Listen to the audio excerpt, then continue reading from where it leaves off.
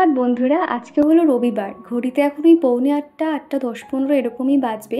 আজকে ঘুম থেকে উঠতে কিন্তু বেশ অনেকটাই দেরি করে ফেলেছি। আসলে ভোর থেকে না দেখছি কি কারেন্ট নেই, প্রায় 2:30-3টে থেকে কারেন্ট নেই।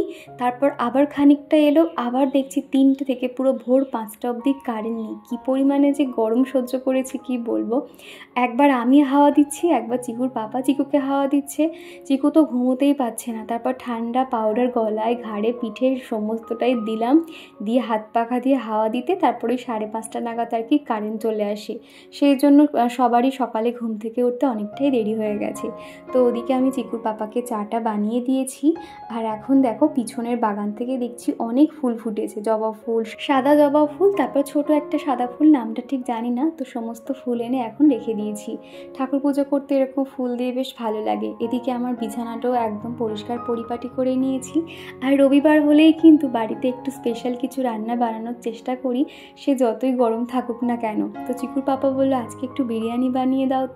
তো সেই জন্য আগের দিন থেকে প্ল্যানিং করে রেখেছিলাম। আর বিরিয়ানি কিন্তু চটজলদি হয়ে যায়, ওই ভাত মাংস আলাদা করে রান্না করার থেকে, বা তার সঙ্গে ভাজাভুজি ডাল তো করতেই হয়। তো সেই জন্য এখানে আমি রান্না করব বিরিয়ানি। তো এখানে আমি ব্যবহার করছি আগারো রেজেন্সির ট্রিপলাই টপ কুকওয়্যার। এত সুন্দর এটাতে রান্না হয় কি বলবো। এটা 4.5 লিটারের রয়েছে, আর দেখতে কিন্তু ভীষণ কিউট। এটার মধ্যে তোমরা ভাত তরকারি রান্না বান্না সব কিছুই করতে পারবে। আর এটার মধ্যে যেহেতু 3টে লেয়ার রয়েছে, বাইরের দুদিকে রয়েছে স্টেনলেস স্টিল আর মিডিলে রয়েছে অ্যালুমিনিয়ামের লেয়ার, যার জন্য কিন্তু তরকারি লেগে যাওয়া কিংবা ধরে যাওয়া এরকম কোনো রকম অসুবিধাই হয় না। আর খুব চটজলদি কিন্তু রান্নাবান্না হয়ে যায়। আর এটা সাইজ দেখতে পাচ্ছ 2.4 সেমি রয়েছে, আর অনেকটাই কিন্তু লিডটা বড় আছে। আর যখন আমরা রান্না করব তরকারি বলো কেন ভাত বলো কেন, তখন কিন্তু আমরা লিড দিয়ে রান্না করতে পারবো। আর তার সঙ্গে কিন্তু একটা পেয়ে গেছি 5 বছরের একটা ওয়ারেন্টি কার্ড, সাথে ম্যানুয়াল। আগারোর কিন্তু প্রত্যেকটা প্রোডাক্টই ভীষণ ভালো। তার মধ্যে রয়েছে এটা একটা, বাইরে থেকে আমরা স্টিলের জিনিসপত্রগুলো কিনলে কি হয়, ভিতরে কেমন একটা দাগ এসে যায় কিংবা তরকারি লেগে যায় কিংবা একটা লালচে ভাব দেখবে দীর্ঘদিন ব্যবহার করার ফলে সেটা এসে যায়। এটার ক্ষেত্রে কিন্তু সেরকম একদমই হবে না। আর এটা কিন্তু ভালোই ওয়েট আছে। এটার মধ্যে কিন্তু আজকে তোমাদেরকে আমি ভাত রান্না করেও দেখাবো এবং চিকেন কষাও রান্না করে দেখাবো। আর এটার একটা সুবিধা আছে, আমরা যেরকম ভাতের রান্না করা হয়ে গেলে যেরকম ফ্যান গালতে পারি, সেরকম ঢাকনাটা এত সুন্দর রয়েছে, কোনো রকম ভাত টাত বেরিয়ে যাওয়া এরকম কোনো অসুবিধাই হবে না। আর তোমরা তো জানো আমি কিন্তু হাঁড়িতে ভাত করতে খুব একটা পছন্দ করি না। আর এই জিনিসটা কিন্তু আমার জন্য একদম পারফেক্ট হয়েছে, খুব সহজে কিন্তু ভাতের ফ্যান ঝেড়ে নিতে পারবো। আর এই কুকওয়্যারটা কিন্তু খুব তাড়াতাড়ি গরম হয়ে যায়। আমি মোটামুটি 1 ঘন্টা মতো চালটা ভিজিয়ে রেখেছিলাম। তারপর জলের মধ্যে সামান্য নুন, সাদা তেল, একটু জিরে, তেজপাতা, এলাচ, লবঙ্গ দিয়ে জলটা ফুটিয়ে নিয়েছি। তারপর আর কি চালটা দিয়ে দিয়েছিলাম। এদিকে কিন্তু বিরিয়ানির জন্য আমার ভাত একদম রেডি হয়ে গেছে। আর এটা দেখো আমি এরকম ঝুড়িতে ভালো করে জলটাকে আর কি ফ্যানটাকে আর কি ছেঁকে নিচ্ছি। আর এই ফ্যান ঝাড়ার সময় কিন্তু খুব সাবধানে ফ্যান ঝাড়তে হবে, যেহেতু এই কুকওয়্যারটা ভালো ভারী আছে। আমার তো দেখতে পাচ্ছিলাম আমি এক হাতেও পর্যন্ত ধরতে পারছিলাম না। আর যেহেতু এটাতে কোনো রকম হ্যান্ডেল সিস্টেম নেই, 2 হাতে ভালো করে আমাকে ধরে নিতে হয়েছিল। আর এটা কিন্তু পরিষ্কার করা খুব সহজ, সামান্য ভিম লিকুইড আর একটু স্কচ ব্রাইট দিয়ে ঘষিলে কিন্তু একদম পরিষ্কার হয়ে যায়। আর তোমাদেরকে তো প্রথমেই বললাম এখানে যে কোনো রকম লেগে যাওয়া কিংবা তরকারি চিটচিটে ভাব হয়ে যাওয়া কোনো রকম কিন্তু কিছুই হয় না। আর এদিকে বিরিয়ানি চিকেনটাও সুন্দর করে ম্যারিনেট করে নিয়েছি। একটু দই, আদা, রসুন, হলুদ গুঁড়ো, লঙ্কা গুঁড়ো, জিরে, ধনে সমস্তটা দিয়ে সুন্দর করে ম্যারিনেট করে রেখেছি। আর একটু সর্ষের তেলও দিয়েছিলাম। আর এখন এই যে আজকের পুরো মাংসটা কিন্তু সর্ষের তেলে বানাবো। আর এখন আলুগুলো ভেজে নিচ্ছি। একদম কিন্তু প্রপারভাবে আমি বিরিয়ানি করি না, ঘরোয়াভাবেই বানাই আর কি, যেভাবে আমরা বাড়িতে চিকেন বানাই ঠিক সেরকম করে, তবে একটু অন্যরকমভাবে আর কি। আর এদিকে আমি নুন হলুদ দিয়ে আলুগুলোকে ভেজে নিয়েছি। এবার কিন্তু বেরেস্তাগুলোকে ভেজে নেব। এক এক সময় কি করি, আলুর মধ্যে একটু ফুড কালার দিয়ে ভালো করে সেদ্ধ করে নিই, তাহলে কিন্তু একদম দোকানের মতো লাগে। তবে আজকে মনে হলো কোনো রকম ফুড কালার দেবো না, যা পরিমাণে গরম শুরু হয়েছে এই ঘরোয়াভাবেই আর কি শুধুমাত্র নুন হলুদ দিয়ে আর কি ভেজে নিয়েছি। আর এদিকে দেখো বেরেস্তাগুলোও কিন্তু ভেজে নিয়েছি, সেগুলো উঠিয়ে নিলাম। এরপরে তেলের মধ্যে শুকনো লঙ্কা, গোটা জিরে, এলাচ, লবঙ্গ দিয়ে ম্যারিনেট করা চিকেনটা দিয়ে দিচ্ছি। বিরিয়ানি চিকেন যেহেতু খুব একটা ভালো সিদ্ধ না করলেও চলে, মোটামুটিভাবেই আর কি রাখবো। আর এদিকে দেখো ম্যারিনেট করা চিকেনটা দিয়ে হালকা ফুলকাভাবে নেড়ে নিচ্ছি। মোটামুটি চিকেন থেকে জল ছেড়ে দিলে তারপর ওই জলটা যখন শুকনো হয়ে আসবে, তখন আমি বিরিয়ানির জন্য একদম চিকেনটা রেডি হয়ে যাবে। আর আমি যেহেতু ঢাকা চাপা দিয়ে রান্না করছিলাম সেই জন্য খুব তাড়াতাড়ি কিন্তু চিকেনগুলো সিদ্ধ হয়ে গেছিলো। আর এই আগারোর কুকারটা কিন্তু গ্যাসেও ব্যবহার করতে পারবে, ইন্ডাকশানেও ব্যবহার করতে পারবে, এছাড়া কিন্তু এটা ডিশওয়াশার সেভ রয়েছে। আর তোমরা যদি এই প্রোডাক্টটা পারচেস করতে চাও আমার ডেসক্রিপশন বক্সে দেখো আমি লিঙ্ক দিয়ে রেখেছি, তোমরা সেখান থেকে নিয়ে নিতে পারো, ভীষণ ভালো। আর এইটার মধ্যে কিন্তু আমি বিরিয়ানির লেয়ারটা দিয়ে দিচ্ছি। আর যেহেতু চিকেন কষাটা এখানেই রান্না করেছিলাম আর এটা যেহেতু অনেকটা বড় রয়েছে তো ভাবলাম এখানেই লেয়ারটা দিয়ে দিই। তো মোটামুটি আমি চিকেন আর আলুগুলো আলাদা করে নিয়েছিলাম, নিচে খানিকটা গ্রেভি মতো রেখেছি, তারপরে একটু ঘি দিয়ে দিয়েছিলাম হালকা গরম করে, তারপর ভাতের লেয়ারগুলো দেওয়া, তারপরে যেরকম আর কি নর্মালি দিয়ে থাকে বিরিয়ানির লেয়ারগুলো, আলু, চিকেন, কেওড়া জল, গোলাপ জল সমস্তটা কিন্তু আমি দিয়ে দিয়েছিলাম, সাথে একটু মিঠা আতরও দিয়েছিলাম। আর মাংসের উপরে যে দেখবে যে লাল লাল যে তেলটা থাকে সেটাও কিন্তু খানিকটা তুলে রেখেছিলাম, উপর থেকে দিয়ে দিলে কি হয় দেখতেও ভালো লাগে। আর এখন ঘিটাও একটু গরম করে নিয়েছি। আজকে কিন্তু আমি কোনো রকম আর ফুড কালার ইউজ করছি না, এমনিতেও দেখবে বিরিয়ানির ভাতটাতে দেখবে একটু হলুদ হলুদ ভাব থাকলে ভালো লাগে দেখতে, যেহেতু এখানে আমি তেলটা ইউজ করেছি একটা হলুদ ভাব কিন্তু অলরেডি এসে গেছে, সেই জন্য ফুড কালারটা কিন্তু আর দিইনি। তো এখানে প্রত্যেকটা লেয়ার দিয়ে আমি কিন্তু অলরেডি ওভেনে কিন্তু একটা চাটু বসিয়ে দিয়েছি, তার উপরেই কিন্তু আগারোর এই কুকওয়্যারটা দিয়ে দিলে হালকা স্টিমে মোটামুটি 40 মিনিট মতো আমি রেখেছিলাম, একদম কিন্তু বিরিয়ানিটা রেডি হয়ে গেছিলো। আর বিরিয়ানির লেয়ার কিন্তু সবসময় এরকম একটা বড় জায়গায় দিতে হয়, তাহলে কিন্তু বিরিয়ানিটা খুব ভালো হয়। মোটামুটি 4-5 আঙুল গ্যাপ রেখে কিন্তু এরকম বিরিয়ানির লেয়ার দিলে কি হয় খুব ভালো হয় আর কি শুনেছিলাম। তো যাই হোক এদিকে কিন্তু আমি স্টিমে বসিয়েও দিয়েছিলাম, হয়েও গেছে।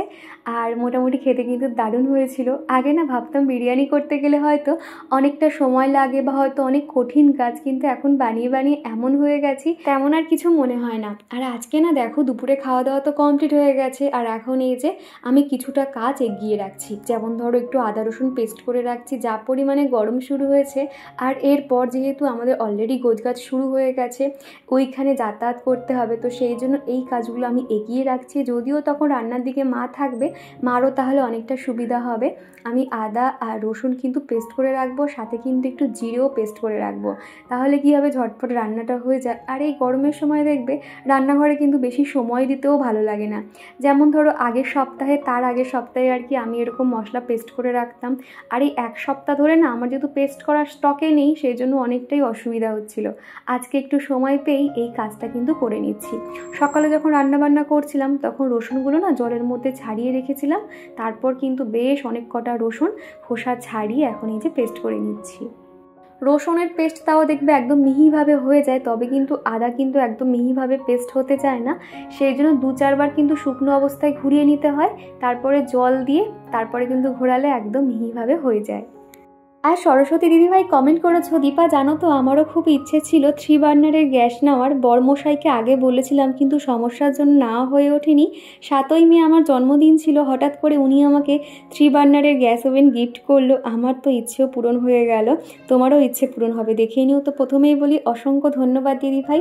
আর সত্যি কথা বলতে বিয়ের পর কিন্তু মেয়েদের ওই সাজগোজ শাড়ির প্রতি থেকে সংসারের জিনিসের প্রতি কিন্তু বেশি আকর্ষণ থাকে, আর 3 বার্নারের গ্যাসও কিন্তু আমারও ভীষণ ইচ্ছে আছে, জানি না সেই ইচ্ছেটা কবে পূরণ হবে, তবে যে এই যে তুমি তোমার পছন্দের জিনিসটা পেয়েছো হাজবেন্ডের কাছ থেকে শুনে কিন্তু খুব ভালো লাগলো।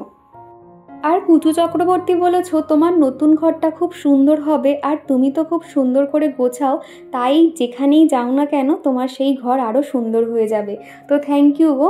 আর কি জানো তো ওই ঘরটা তো এমনিতেও সুন্দর, আর জানি না আমি কবে একদম ঠিকঠাকভাবে গুছিয়ে উঠতে পারবো, কেননা এখানে আমি আসার পর থেকে মোটামুটি আমার 2-3 মাস লেগে গেছে একদম সমস্ত জায়গা টিপটপভাবে গোছাতে আর কি, তা না হলে ওই মানে প্যাক খুলতে খুলতে বস্তা খুলতে খুলতে তো ওখানেই অর্ধেক সময় চলে যায়। তো সেই জন্য আর কি বলছি ওখানেও হয়তো 2-3 মাস সময় লাগবে সমস্ত ঘরটাকে গোছানোর জন্য। প্রথম যখন এসছিলাম না আমাদের কিন্তু বাসনের জন্য একটা মাত্র বড় বস্তা হয়েছিল, আর এখন বাসনের জন্য যে কত জায়গা লাগে কি বলবো, একটু একটু করে সংসারের জিনিসপত্র বাড়তে থাকছে যেন। তো যাই হোক, আর এদিকে কিন্তু তুলা দিদিভাই একটা সুন্দর কমেন্ট করেছে, সকালে সব কাজ হয়ে গেলে মন ভালো লাগে, অনেক কাজ করলে খুব সুন্দর করে পুজো করলে লক্ষ্মী একটা মেয়ে, তবে নিজের খেয়াল রেখো, কাজ করো, খুব ভালো লাগলো, আমার কিউট বোন। তো থ্যাংক ইউ গো দিদিভাই, তোমাকে আর নতুন করে কি বলবো।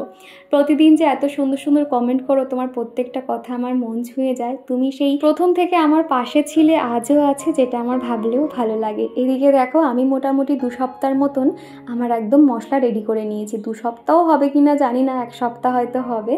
তো যাই হোক, আর এদিকে দেখো তারপর কিন্তু রান্নাঘরটা একদম পরিষ্কার পরিপাটি করে নিয়েছি। আর আজকে রান্নাবান্না করতে এতটাই কষ্ট হয়েছে, সেই জন্য আমার মুখ কিন্তু তোমরা আর দেখতে পারবে না।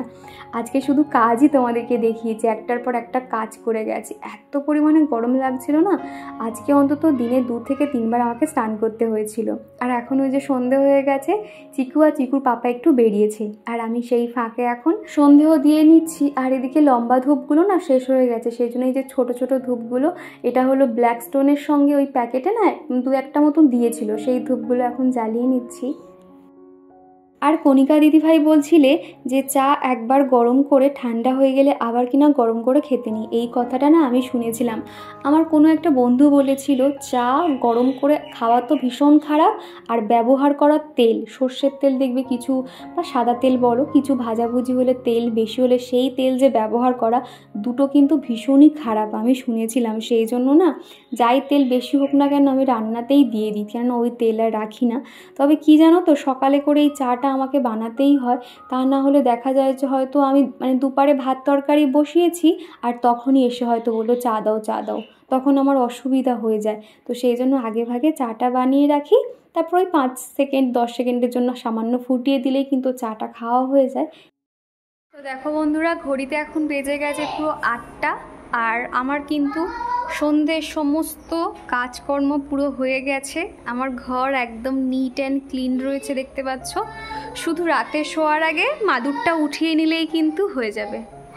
তো দেখো, আর পর্দাগুলো না এখন দিয়ে রেখেছি। ওই দেখো কত বড় একটা মাকড়সা এসছে, আর ওই টিকটিকি কিন্তু এই প্রথমবার আর কি আমাদের ঘরে দেখছি। এতদিন যে রয়েছি, প্রায় 6 মাস হতে চললো, টিকটিকি কিন্তু একটাও দেখতে পাইনি। আর টিকটিকিগুলো কিন্তু খুব ভয় পায়। আর কি বড় মাকড়সা দেখো। আর যেটা বলছিলাম, পর্দাগুলো না কেন বলো তো এখন দিয়ে রেখেছি, মশা ঢুকে আসে। আর এখন ওই জন্য এই ঘরটার লাইটটা অফ করে দেব, তাহলে কি হবে, রাতে যখন শুতে আসবে এই ঘরে তখন ঘরটা ঠান্ডা থাকবে। আর এদিকে বারান্দায় দেখতে পাচ্ছ চিকুর খেলনাগুলো এক জায়গা করে দিয়েছি, আর টুকটাক যেখানে যেটা অগোছালো দেখেছি সাথে সাথে সেটা গুছিয়ে নিয়েছি। আর আমার কিন্তু ঘর বারান্দা ঝাড় দেওয়া হয়ে গেছে। আর রাতে তো জানো ঝাড় দিয়ে ধুলো কিন্তু বাইরে ফেলতে নেই, আমি সেই জন্য ওখানটাতে রেখে দিয়েছি। আর এই যে জামা কাপড়গুলো সমস্তটাই গুছিয়ে রেখেছি। আর এই ঘরটা আমাদের চিকু একটুখানি বসে আছে, এই যে চিকু এখন এখানে খেলাধুলো করছে। এটা কি ফেলেছো, উঠিয়ে নাও, যেখানে ছিল সেখানে রেখে দাও।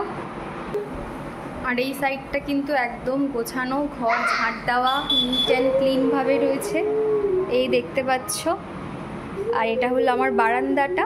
দোলনাটা ভেবেছিলাম যে ঠিক করে এই জায়গাটাতে আর কি রাখবো, টাঙিয়ে দেব। তারপর ভাবলাম যে আর 1 মাসের জন্য বেকার আর দোলনাটা টাঙিয়ে লাভ নেই, ওইভাবেই আর কি রয়েছে। আর এদিকে আমার বাথরুমের এই পাশের জায়গাটাও একদম পরিষ্কার করে নিয়েছি। ওই চিকুর খেলনা এদিক ওদিক আর কি একটু হয়েছিল, সেগুলো একটু গুছিয়ে নিয়েছি, এই আর কি। সন্ধ্যের পর থেকে মোটামুটি 8টা বাজলে আমি সমস্ত জায়গায় লাইট ফাইট অফ করে দিই। আর 5:30 থেকে পুরো 5:30 থেকে পুরো একদম 7:30 পর্যন্ত ঘরের প্রত্যেকটা জায়গায় লাইট দিয়ে রাখি। আর এখন এই যে গেটটা সবই বন্ধ করলাম, গেটটা এতক্ষণ মেন গেট খোলা ছিল আর কি সন্ধে দেবো বলে। আর দেখো চাঁদটা কত সুন্দর লাগছে, ওই যে দেখতে দারুণ লাগছে না। এখানে খানিকক্ষণ দাঁড়ালে খুব ভালো লাগে, বেশ ঠান্ডা হাওয়া হয়। তবে ওই যে কাজ করতে করতে যে দাঁড়িয়ে একটু নিজেকে সময় দেবো সেটা আর হয়ে ওঠে না। চাঁদটা ভারী সুন্দর লাগছে। তো চলো গেটটা বন্ধ করে দিই। এবার আমি একটু ফোনটা নিয়ে বসবো। সন্ধ্যের পর থেকে আমি আর একটুও বসার টাইম পাইনি, একটার পর একটা কাজ সেরে গেছি। এবার আমি একটুখানি বসবো। আর চিকুর তো পড়াশোনা হয়ে গেছে, চিকু এবার দেখো হুড়োহুড়ি করছে। এটা কি হচ্ছে, সুইমিং করছো? ফিশ ওরকম করে, ফ্রিজ এরকম করে? আচ্ছা ঠিক আছে বন্ধুরা, ঘড়িতে এখন বেজে গেছে 11:30। আমার রান্নাঘরের কাজ সমস্তটা কমপ্লিট হয়ে গেছে এবং সকালে কি রান্না বান্না করবো সমস্তটাই জোগাড় করে রেখে এসেছি। সমস্তটা বলতে গেলে শুধু চাল ভিজিয়ে রেখেছি আর সবজিগুলো বার করে রেখেছি, তবে সেগুলো কাটা হয়নি আর কি। তো যাই হোক, আজকের ভিডিওটা আর বেশি বড় করতে পারলাম না, ভিডিওটা কি অনেকটাই ছোট হয়ে গেছে আমি বুঝতে পারছি। তো ভিডিওটা তোমাদের কেমন লাগলো অবশ্য কমেন্ট করে জানিও। ভিডিওটা কোথাও ভালো লেগে থাকলে একটা লাইক করে দিও। তো চলো আজকের মতো টাটা, আবারও দেখা হচ্ছে নেক্সট ভিডিওতে, ততক্ষণ তোমরা অপেক্ষা করো।